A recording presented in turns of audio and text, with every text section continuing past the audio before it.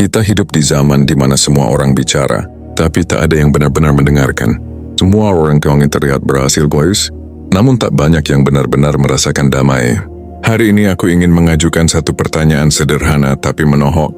Apa yang terjadi ketika kita berhenti berlatih diam dan mulai berlomba pamer? Di tengah sorotan layar, di balik senyum di Instagram, ada hati yang mulai letih, tercekik oleh ekspektasi, dihantui rasa takut tidak terlihat. Tapi di sini aku ingin mengajak kamu ikut dalam perjalanan pulang ke dalam The Sunny Hour. Perjalanan yang menyerukan satu hal, diam. Justru di sana kamu menemukan suara sejati. Bagian 1, hidup di zaman panggung tanpa tirai.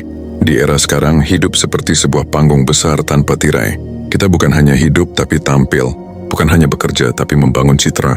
Semua langkah kita seperti terancang untuk dilihat. Bahkan saat sedang tak ingin dilihat. Terjebak dalam budaya flexing girl, kita mulai percaya bahwa kebahagiaan diukur dari apa yang bisa diunggah, bukan apa yang benar-benar membuat hati pulang. Semua orang berlomba menunjukkan pencapaian, dari liburan, gadget, motor baru, sampai pencapaian kerja. Bahkan ibadah, sedekah, atau hal-hal paling pribadi sekalipun bisa berubah jadi konten. Tiba-tiba hidup bukan lagi tentang merasa cukup, tapi terlihat cukup.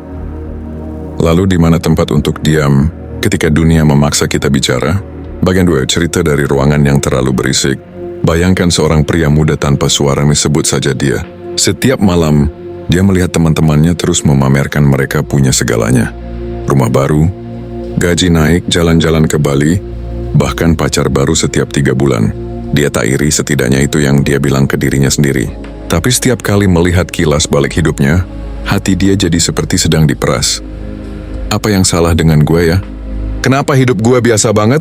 Padahal kalau saja dia berhenti sebentar, dia akan sadar hidupnya nggak buruk. Dia hanya terlalu sering membandingkan dirinya dengan highlight orang lain.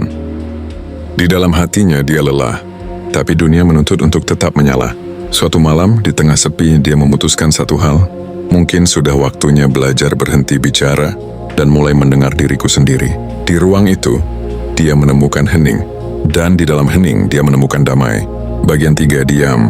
Itu bukan pasif, tapi kekuatan. Diam sering disalahpahami sebagai sikap lemah, pasrah, atau kalah. Padahal dalam tradisi para sufi, diam adalah jalan menuju ma'rifat, kesadaran tertinggi untuk mengenali diri. Di dunia bising, diam adalah seni. Di tengah flexing, diam adalah pemberontakan. Diam adalah keputusan mental yang membutuhkan keberanian.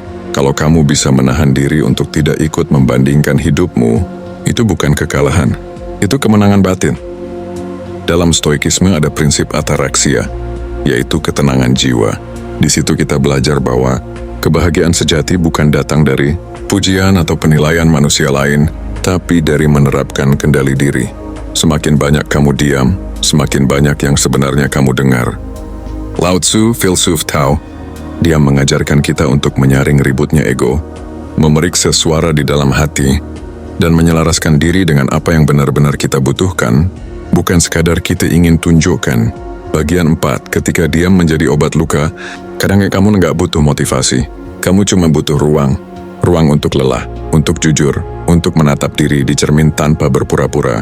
Flexing membuatmu lupa bahwa rasa sakit juga sah untuk dirasakan. Flexing menutupi luka, bukan menyembuhkannya. Dan ketika kamu diam, luka-luka yang selama ini kamu paksa sembunyikan perlahan muncul, bukan untuk menyiksa, tapi untuk disembuhkan. Tasawuf mengajarkan sebuah konsep khalwat, momen menyendiri dalam hening. Bukan hanya hijrah dari dosa, tapi hijrah dari kegaduhan batin. Diam bukan berarti berhenti bergerak. Diam artinya berhenti sejenak, agar gerakmu nanti lebih jernih, lebih bermakna.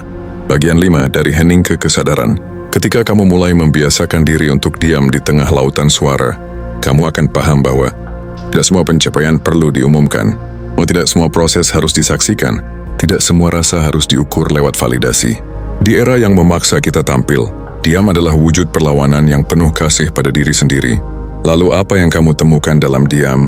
Kadang jawabannya sederhana, dirimu sendiri. Dan dari situ lahirlah kesadaran.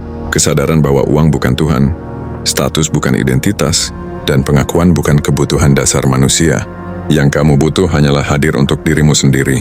Bagian 6, mengolah diri bukan sekadar mengolah citra. Berlatih diam membuatmu lebih peka terhadap bisikan jiwa. Semacam self-check ruhani. Di dunia yang serba cepat, kamu butuh keheningan untuk pelan-pelan mengolah diri. Bukan citra, Kamu belajar membangun ruang batin yang kuat. Tempat kamu memilih diri sendiri, bukan memilih untuk disukai. Karena tahu apa? Semua yang bersuara terlalu keras cepat lelah. Tapi jiwa yang kuat dalam diam bisa menaklukkan badai. Di tasawuf ada istilah nurani. Cahaya kecil yang Tuhan titip di dalam batin. Diam adalah cara agar cahaya itu menyala lagi, menghangatkan diri, menerangi langkah. Bagian 7, pelajaran dari mereka yang berlatih diam. Lihat orang bijak, mereka jarang bicara. Lihat orang berakal, mereka tak merasa perlu memamerkan. Rasulullah SAW pernah bersabda, barang siapa beriman kepada Allah dan hari akhir, hendaklah ia berkata baik atau diam, bukan tanpa alasan. Diam melindungi hati dari penyakit ria. Diam menjaga lisan dari melukai. Dan diam mengajar jiwa untuk lebih mendengar. Bukan hanya suara orang lain, tapi suara Tuhan. Dalam dunia modern, kamu boleh punya mimpi setinggi langit. Tapi jangan lupa, kedalaman jiwa menentukan kualitas langkah. Kejar semua yang kamu ingin, tapi pastikan hati tetap tegak. Dalam diam, dalam ibadah, dalam kejernihan. Kalau hari ini kamu merasa terlalu banyak suara di kepala, terlalu banyak pembuktian yang melelahkan, terlalu banyak orang yang kamu kejar untuk disenangkan, mungkin sudah waktunya untuk diam. Bukan karena lemah, tapi karena ingin kuat. Bukan karena menyerah, tapi karena ingin pulang. Kamu tidak perlu membuat semua orang kagum. Kamu hanya perlu menjadi teman baik bagi dirimu sendiri. Berlatih diam bukan tentang menutup mulut, tapi membuka hati. Dan ketika kamu bisa menerima itu, kamu telah mengubah dunia. Dimulai dari dirimu sendiri. Kalau kamu merasa narasi ini menyentuh sesuatu yang selama ini kamu simpan, diam-diam dalam dirimu, mungkin memang sudah waktunya kamu bertemu dengan ruang yang tenang. Ruang di mana kamu didengar tanpa syarat. Ruang bernama nafas baru.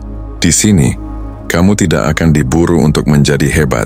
Kamu hanya diminta untuk menjadi jujur dan penuh kasih pada dirimu sendiri. Jadi kalau kamu merasa siap untuk melanjutkan perjalanan jiwa ini, klik subscribe. Bukan karena aku butuh angka, tapi karena mungkin kamu butuh teman pulang. Selamat berlatih diam. Selamat pulang pelan-pelan ke dalam dirimu.